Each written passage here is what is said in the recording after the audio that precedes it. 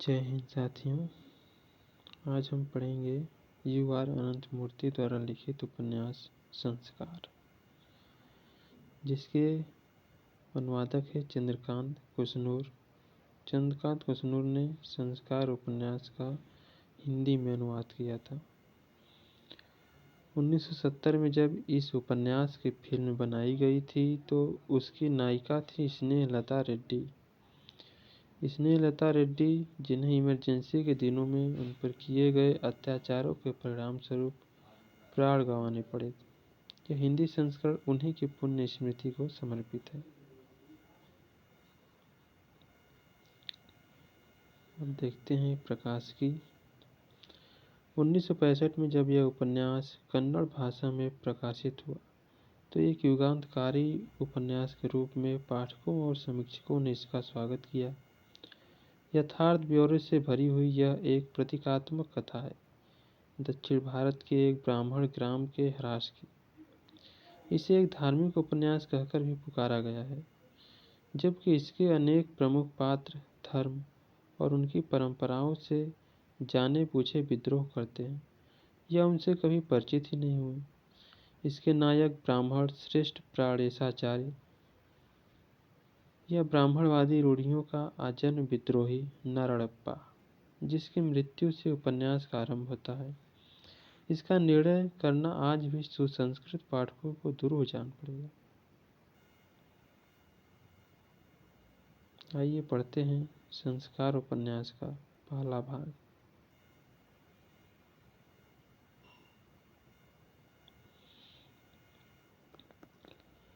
भागीरथी की सूखी सिकुड़ी देह को नहलाकर उन्होंने उसे कपड़े पहना दिए। फिर हमेशा की दिनचर्या की तरह पूजा नैवेद्य आदि संपन्न करके देवता के प्रसाद का फूल उसके बालों में लगाया, चरणामृत पिलाया। भागीरथी ने उनके चरण स्पर्श किए और उनसे आशीर्वाद पाया।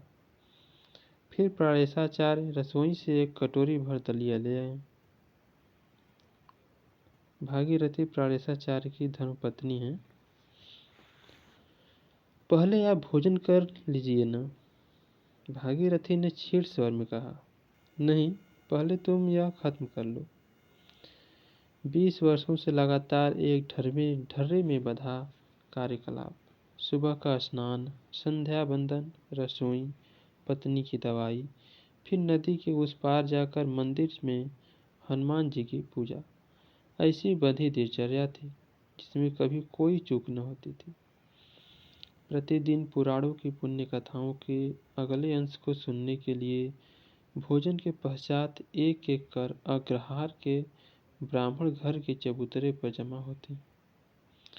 शाम को फिर स्नान, संध्या बंदन, पत्नी के लिए मान, दवा, रसोई, खाना और फिर चबूतरे पर बैठकर ब्राह्मणों के सामने प्रवचन।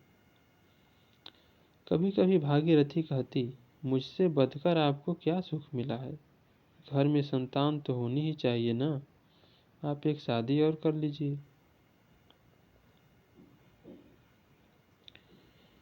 मुझ जैसे बूढ़े की शादी, कहकर प्राणेशाचार्य हंस देते। अभी 40 भी तो पार नहीं किया है, कहाँ से बूढ़े हो गए हो? काशी जाकर संस्कृत का अध्ययन कर आए हैं आप। ऐसे में कौन पिता आपको अपनी बेटी नहीं देना चाहेगा? घर में एक पुत्र होना ही चाहिए। जब से आपने मेरा हाथ थामा है, सुख कहाँ मिला है आपको? प्राणेशाचार्य मुस्कुरा देते हैं। उठकर बैठने की कोशिश करती हुई पत्नी को लेट जाने के लिए कहते। क्या भगवान कृष्ण ने कहा नहीं है कि फल की इच्छा न रखते हुए कर्म करो? मुक्ति मार्ग के पथिक को ब्राह्मण का जन्म देकर भगवान ने उसकी परीक्षा के लिए ही शायद संसार चक्र में उन्हें बांध दिया है।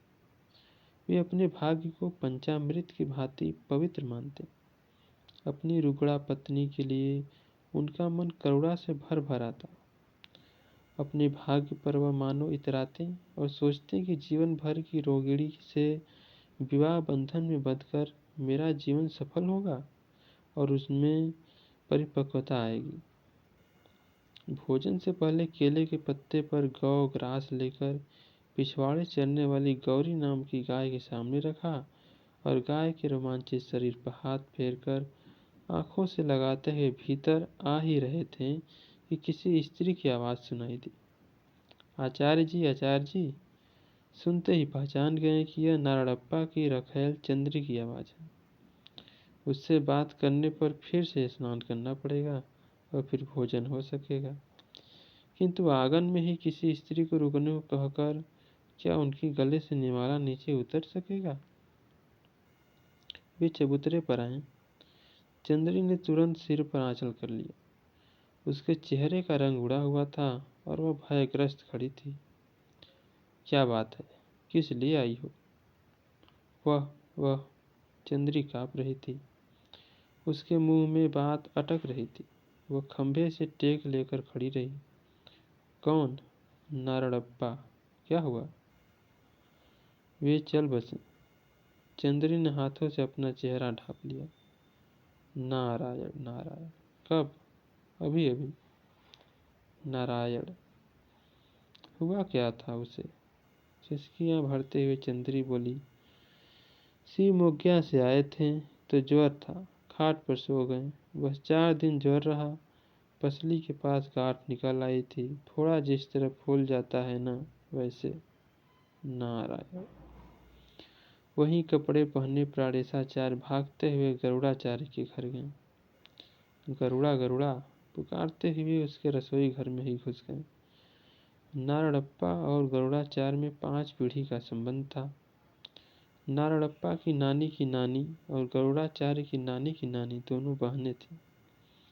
अभी मुंह में कौ रखने ही वाले थे गरुड़ाचार्य जी कि नारायण नारायण गरुड़ा, खाना मत खाओ, नारायणप्पा गुजर गया है। कहते हुए प्राणेशाचार्य ने दोपहर की गर्मी के कारण पसीने से तर अपने चेहरे को पोंछा। गरुड़ाचार्य सन्न रह गया। उसके और नारायणप्पा के बीच के सभी संबंध कभी के टूट चुके थे। फिर भी वह कौर पत्तल में ही छोड़कर उठ खड़ा हुआ। सामने खड़ी अपनी पत्नी सीता देवी से वह बोला, बच्चों को खाने के लिए दे दो, कुछ हर्ज नहीं है। दाह संस्कार होने तक हम लोग कुछ खा नहीं सकते। वो प्राणेशाचार्य के साथ बाहर आ गया।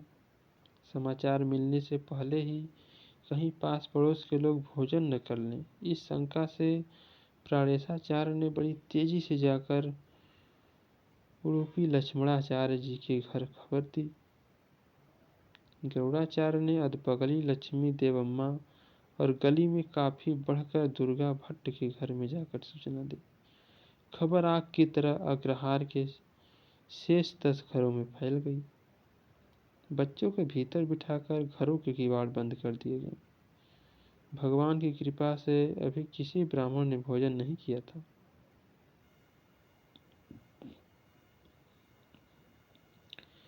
नारायणप्पा की मृत्यु की खबर सुनकर औरतों, बच्चों से लेकर अग्रहार के किसी भी व्यक्ति को कोई दुख नहीं हुआ था। फिर भी उनमें एक अव्यक्त अपरिचित भय और चिंता पैदा हो गई थी। जिंदा था तो शत्रु था ही, मरने पर अन्न खाने में बाधा बना। जीवनहीन शव के रूप में एक समस्या और प्रश्न के समान प्रस्तुत हो गया। सभी ब्राह्मण प्राणेशाचार्य जी के घर के सामने आ खड़ा हुए। आचार्य के चबूतरे पर जमा होने वाले प्रत्येक पुरुष के कान में उसकी पत्नी ने फुसफुसा कर कहा, जब तक स्वयं प्राणेशाचार्य कोई निर्णय नहीं ले, तब तक आप स्वयं ही शव संस्कार के लिए तैयार नहीं हो जाना। कल इसे गलत कहकर कहीं गुरुजी ने बहिष्कृत कर दिया तो क्या होगा? प्राणेशाचार्य ने पुराण कथा सुनने के लिए जिस तरह रोज जमा होकर बैठते थे, उसी तरह ब्राह्मण आ बैठे थे, किंतु उनके मन में कुछ शंकाएं भी उठ रही थी। तभी तुलसी की माला गले में पहने हुए जैसे प्राणेशाचार्य ने अपने आप से प्रश्न किया हो। पहला प्रश्न तो यह कि नारायणप्पा का शव संस्कार होना चाहिए। उसकी कोई संतान नहीं है, किसी अन्य को उसका संस्कार करना चाहिए, यह दूसरा प्रश्न है। ब्राह्मण लोग क्या उत्तर देते हैं, यह जानने की उत्सुक प्रतीक्षा करती हुई आंगन में खंबे से पीठ लगाकर चंद्री खड़ी थी। अपनी उत्सुकता पर काबू न पा सकने के कारण ब्राह्मणों की पत्नियां भी पिछवाड़े से आकर प्राणेशाचार्य के घर के बीच के कमरे में जमा होकर सब बातें सुन रही थीं। उन्हें डर था कि कहीं उनके मर्द किसी उतावली में उसका बीड़ा न उठा लें। गरुड़ाचार्य ने आचार्य की बातें सुनते हुए अपने खूब पुष्ट और काले बाजुओं पर हाथ फेरते हुए हमेशा की तरह कहा, हाँ जी, हाँ जी, हाँ हाँ जी। शव संस्कार होने तक कोई भोजन भी तो नहीं कर सकता ना। उन ब्राह्मणों में ही बलराम की गाय की भांति दुबले शरीर के दासाचार्य ने कहा, ठीक है, बिल्कुल ठीक है। लक्ष्मणाचार्य ने अपनी तोंद पर हाथ फेरते और पहले चेहरे को आगे फिर पीछे की ओर ले जाते हुए पलके झपकाकर कहा। ज्वर के कारण उनके शरीर का एकमात्र तगड़ा अंग था उसका फूला हुआ पेट, पिचके हुए गाल, पीली आंखें, हड्डियों से उभरी छाती और टेढ़ी टांगों के कारण उसके शरीर का संतुलन बिगड़ चुका था और उसका शरीर आगे की ओर झुका रहता था। इसलिए परिजातपुर के लोग चिढ़ाने की नीयत से उसे दुम्बा कहते थे। यह देखकर कि कोई स्पष्ट उत्तर नहीं दे रहा है, प्राणेशाचार्य ने कहा, अब हमारे सामने समस्या यह है कि कौन इसका दाह संस्कार करे। कोई रिश्तेदार न हो तो और कोई ब्राह्मण यह कार्य कर सकता है। ऐसी बात धर्मशास्त्र में है। रिश्तेदार कहते ही शेष ब्राह्मणों ने गरुड़ाचार्य और लक्ष्मणाचार्य जी की ओर तरफ देखा। वह जैसे उससे संबंधित ही न हो। ऐसा जताने के लिए लक्ष्मणाचार्य ने आंखें बंद कर ली, लेकिन कई कचहरी मुकदमा करने वाले गरुड़ाचार्य ने सोचा कि इस समय उसका बोलना बहुत जरूरी है। सो उसने थोड़ी सी सूंघी और खखार कर बोला, धर्मशास्त्र चाहे जैसा कहे, उसी के अनुसार हमें चलना ठीक होगा।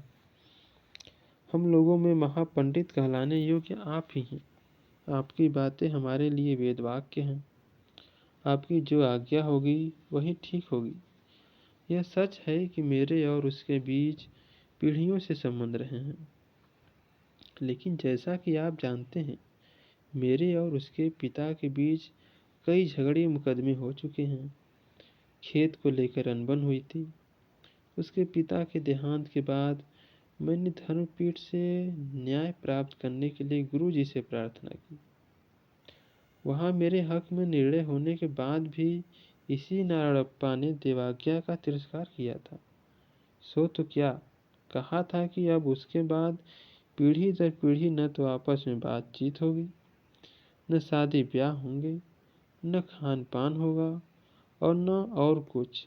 शपथ लेकर तो सो तो गया, सो तो क्या। गरुड़ाचार्य का शान नासिक प्रवाह रुक गया। फिर एक बार सूंघनी चढ़ाकर ताजा दम होकर उसने साहस से चारों तरफ देखा। फिर चंद्री की ओर ताककर निडर होकर बोला, आपकी बात गुरुजी मान लेंगे, सो तो क्या। अभी इस प्रश्न को छोड़ दे कि मुझे संस्कार करना चाहिए या नहीं। पहला सवाल तो यह है कि ब्राह्मण है भी या नहीं। क्या कहते हैं? शूद्रा से निरंतर सहवास किया था इसने। इन माधवों के आचार व्यवहार कितने शुद्ध हैं, यह देखने के लिए उपस्थित अग्रहार के एकमात्र स्मार्ट दुर्गा भट्ट ने चंद्री की ओर कनखियों से देखा और कहा, छी छी छी, उतावले मत होइए आचार्य जी। शूद्रा को रखेल बनाकर रखने से ही ब्राह्मणत्व नष्ट नहीं होता। उत्तर से इस ओर आए हुए हमारे पूर्वज, चाहे तो आप प्राणेशाचार्य जी से ही पूछ लीजिए, द्राविड़ स्त्रियों के साथ सहवास हुआ है उनका, ऐसा इतिहास बताता है। मैं हंसी ठट्ठे में ऐसा नहीं कह रहा हूँ। इसी तरह देखते जाएं तो दक्षिण कन्नड़ होकर आने वाले प्रायः सब लोग बसरूर के वैश्यालयों के। गरुड़ाचार्य यह सोचकर विचलित हो गए कि वह स्मार्ट माधव की हंसी उड़ा रहा है। बात न बढ़ाइए दुर्गा भट्ट जी, यहाँ प्रश्न केवल काम संबंध का ही नहीं है। काशी जाकर अनुलोम विलोम के बारे में वेदांत पढ़कर आए हुए वेदांत शिरोमणि प्राणेशाचार्य जी को आपसे कुछ सीखने की आवश्यकता नहीं है। ये आपकी और मेरी जाति के दिग्गज पंडितों के साथ तर्क चर्चा कर चुके हैं। इन्होंने दक्षिण की सभी पीठों से प्रशस्ति पाई है। इन्हें जरी की 15 दुसाले और चांदी के थाल उपहार में मिल चुके हैं। सो तो क्या, अपने प्राणेशाचार्य जी को सो तो क्या। बात मुख्य प्रश्न से दूर हटकर उनकी प्रशंसा पर उतर आई थी। वे असमंजस में पड़ गए। बोले, क्या कहना चाहते हो लक्ष्मण? तुम्हारी पत्नी की बहन नारायणप्पा से ही ब्याही गई थी या नहीं? लक्ष्मणाचार्य ने आंखें मूंद ली।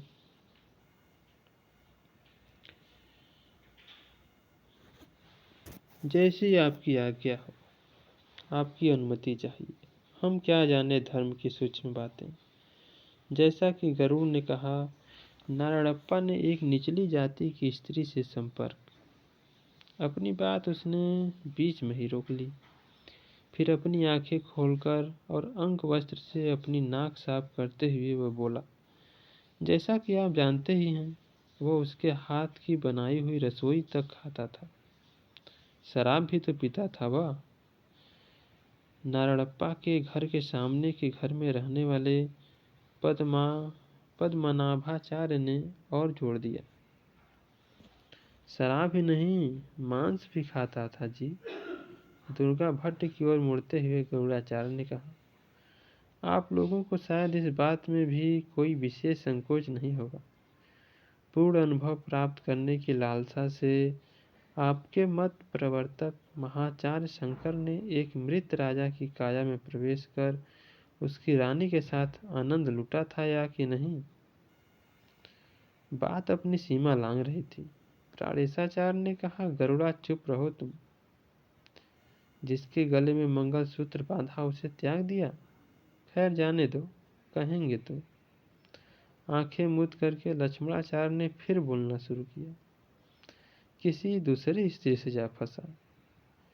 मेरी साली पागल होकर मर गई और इसने उसका दाह संस्कार भी नहीं किया।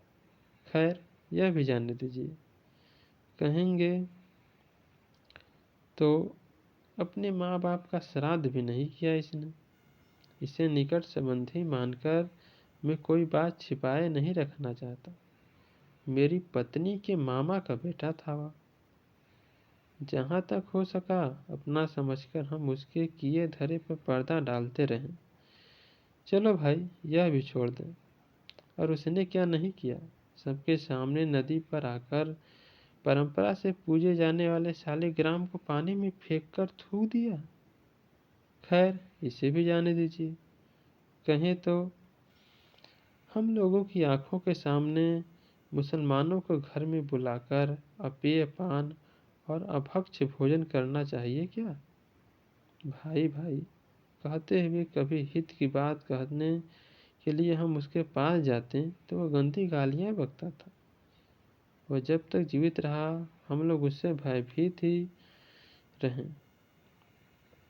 अपने पत्नी की इतनी समझदारी की बातें सुनकर भीतर खड़ी अनुसुईया को गर्व हुआ। अनुसुईया को अपने पति की बातों को सुनकर गर्व हुआ। खंबे से पीठ टिकाकर बैठी चंद्री को देखते हुए वह जी खोलकर मन ही मन कोसने लगी। इसे आधी रात के वक्त बाघ खा जाए, सांप काट ले। यह रांड दूसरों को फंसाती यह रंडी अगर उस पर जादू न करती तो मेरे मामा का यह बेटा अपनी बीबी को रोगी कहकर न त्याग देता। सारी जायदाद बेचकर इस डायन के गले में विरासत में पाया सारा सोना गहना न डाल देता। चंद्री के गले में पड़ी 4 लड़ी की माला और हाथ में पहने कंगनों को देखकर वह रोने लगी।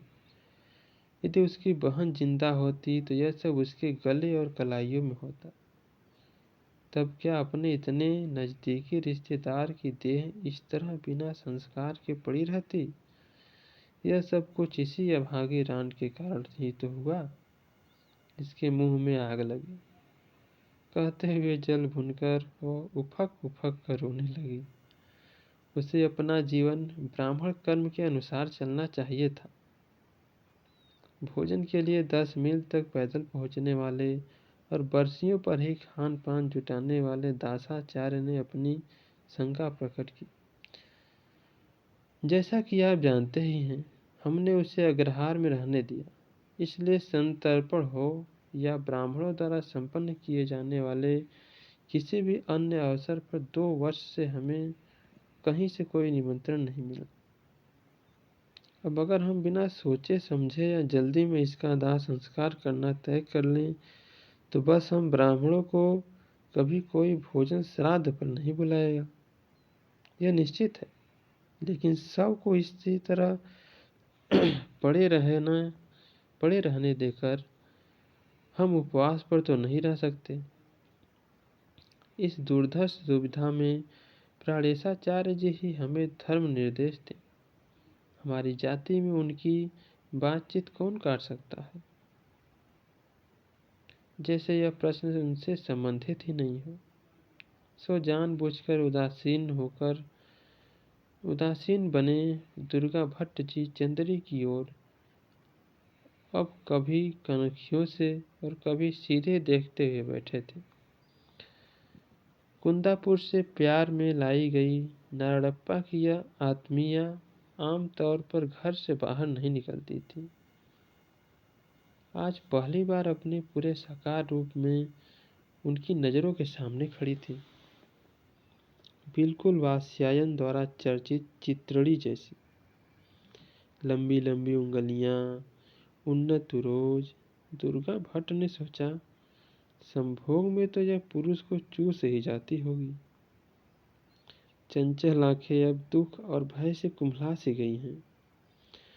उन्हें अपने सोने के कमरे में लगे रवि वर्मा द्वारा बनाए गए एक चित्र की याद हो आई। झीने आंचल में से उभरे कुछ युगल, संकोच और लज्जा से छुई मुई बनी उस मत्स्यगंधा की सी नाक, आंखें, होठ।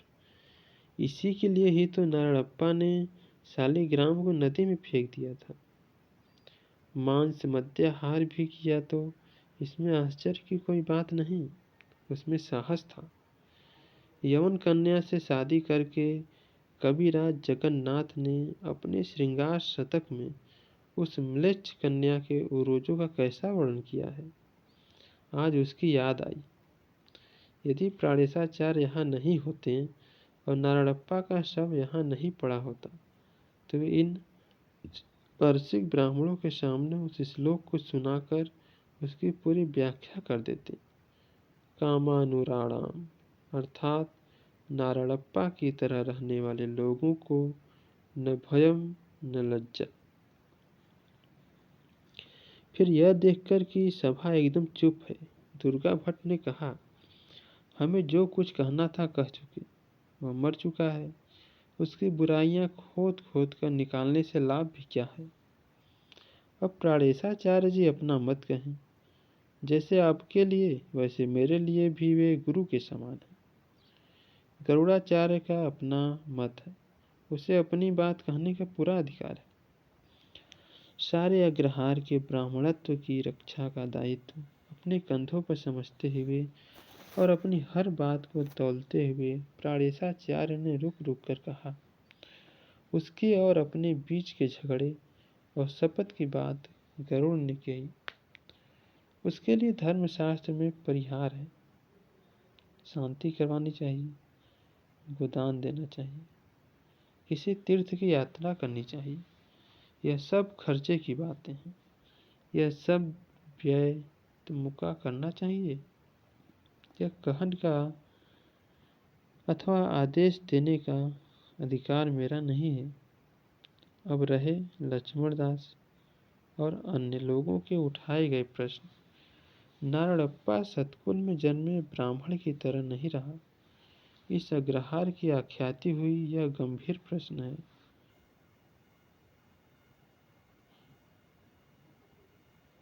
इसका उत्तर मुझे सूझ नहीं रहा है। कारण यह है कि उसके द्वारा ब्राह्मणत्व की त्याग देने पर भी ब्राह्मणत्व ने उसे नहीं त्यागा, उसका बहिष्कार नहीं किया गया। शास्त्रों के अनुसार चूंकि वह बिना बहिष्कृत किए हुए मरा है, इसलिए वह ब्राह्मण रहकर ही मरा। देखा जाए तो ब्राह्मण नहीं है, उन्हीं को उसके शव को स्पर्श करने का अधिकार नहीं है। उनके लिए उसके शव को स्पर्श करके छोड़ देंगे तो हम अपने ब्राह्मणत्व की ही प्रवंचना करेंगे। इतना सब होने पर भी उसका रहन सहन देखकर, उसके बारे में सुनकर आप लोगों को संस्कार करना चाहिए या नहीं, यह कहने में मुझे अभी संशय हो रहा है। क्या करना चाहिए? धर्मशास्त्र इस बारे में क्या कहते हैं? दोष परिहार के लिए शांति उपाय इत्यादि तो होंगे, या कि इतने में सारे ब्राह्मण चकित रह गए। औरतें बाहर चबूतरे पर आ गईं। किसी को अपनी आंखों पर विश्वास नहीं हो रहा था, जबकि चंद्री ने अपने सोने की माला और हाथों के कंगन आदि उतार कर प्राणेशाचार्य के सामने रख दिए और बोली, उनके संस्कार के लिए। फिर पहले वाली जगह पर जाकर खड़ी हो गई।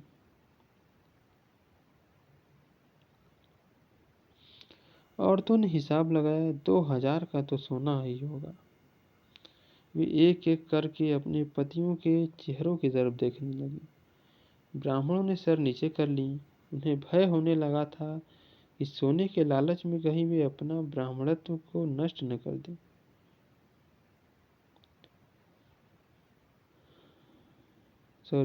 ब्राह्मणों ने सर नीचे कर ली। उन्हें भय होने लगा था कि सोने के लालच में कहीं वे अपना ब्राह्मणत्व तो नष्ट करने के लिए तैयार नहीं हो जाएंगे।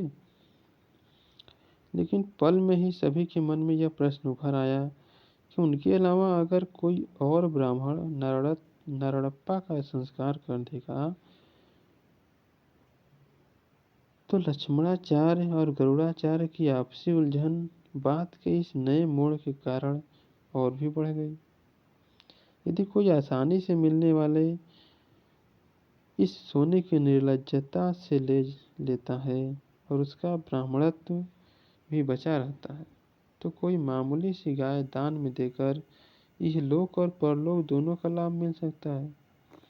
फिर दुर्गा भट्ट ने सोचा, यह माधव नारायणप्पा का संस्कार तो करे, मैं गांव गांव जा इनकी बखियां उधेड़ दूंगा।